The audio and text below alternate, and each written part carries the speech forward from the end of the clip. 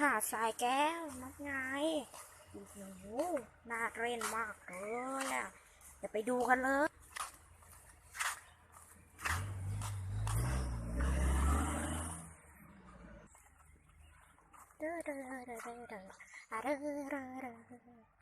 ใครจะถึงแล้ว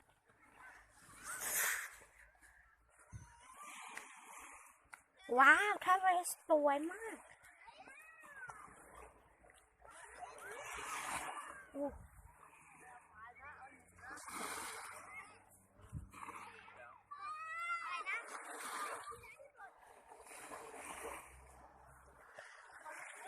หาดทรายแก้วนะครับ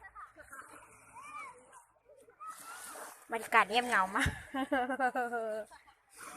เดี๋ยวไปดูข้างล่างดีกว่าเน่โอ้โหรองเท้าไม่อยู่อะไรตรงนี้นะเย็นมากเลยเย็น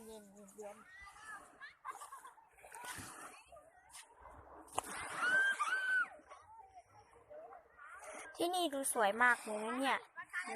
โอ้โหน้ำใสมากเลยอยากเอาตัวเองไปกริ้งชะมัดเลย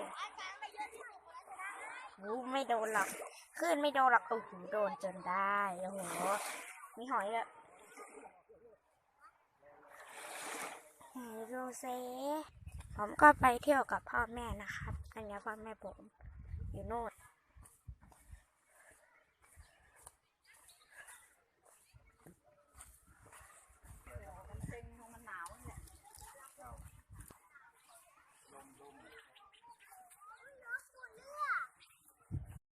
สำหรับคลิปนี้ก็ขอไปเล่นน้ำก่อนละกันนะน้ำสวยปะล่ะ